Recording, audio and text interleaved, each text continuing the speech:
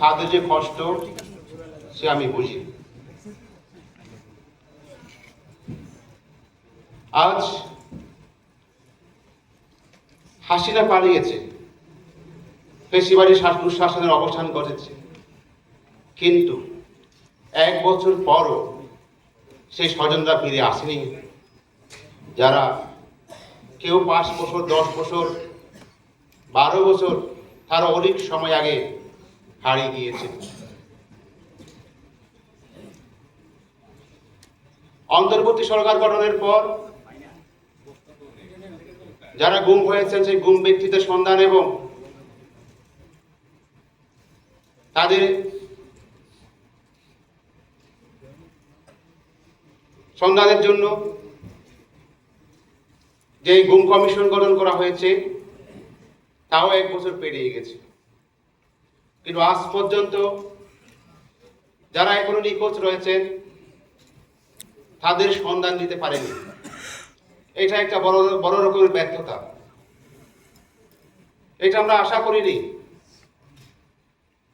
আমি আশা করেছিলাম এই গুম কমিশন যারা এখনো নিখোঁজ রয়েছেন, যাদেরকে এখনো তাদের পরিবার খুঁজে পাচ্ছেন না, হদিশ পাচ্ছেন না, এখনো তারা ফিরে আসেননি, তাদের সন্ধান তারা দিতে পারবে, তাদের অবস্থান জানাতে পারবে এবং তাদের পরিণতি কি হয়েছে তাদের পরিবার জানতে পারবে।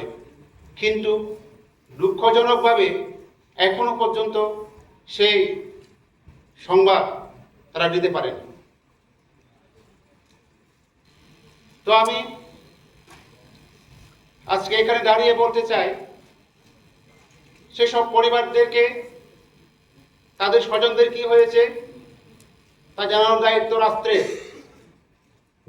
অবিলম্বে সেসব ব্যক্তিদের অবস্থা এবং তাদের ভাগ্যে কি ঘটেছে তা জানাতে হবে। পাশাপাশি এই যে গুম নিয়ে যে শত শত মানুষের গুম, সেই গুমের বিচার এবং দোষীদের শাস্তির ব্যাপারে এখনো পর্যন্ত সরকার কোন আইনে কিভাবে বিচার করবে এবং সেই গুমের শাস্তি কি হবে তা নিয়ে এখনো চূড়ান্ত আইন প্রণয়ন করতে পারেনি। এই গুমের বিচার, ন্যায় বিচার, শুধু বিচার নয়, আমি ন্যায় বিচার চাই। যারা এই গুমের সাথে জড়িত ছিল, যে ফ্যাসিবাদী শেখ হাসিনা সহ তার সাথে আরো যারা জড়িত ছিল সামরিক বেসামরিক কর্মকর্তা, তাদেরকে চিহ্নিত করে সেই সমস্ত দোষী ব্যক্তিদেরকে আইনের আওতায় এনে শাস্তি দিতে হবে। এখন প্রশ্ন হলো, তা কতদিন পরে কবে তা হবে? কিন্তু আজকে আমরা যে আন্তর্জাতিক ট্রাইব্যুনালে আমরা যে অভিযোগ দিয়েছিলাম, সেই অভিযোগের বিচার প্রক্রিয়া এখনো শুরু হয়নি, এখনো শুরু করতে পারেনি সরকার।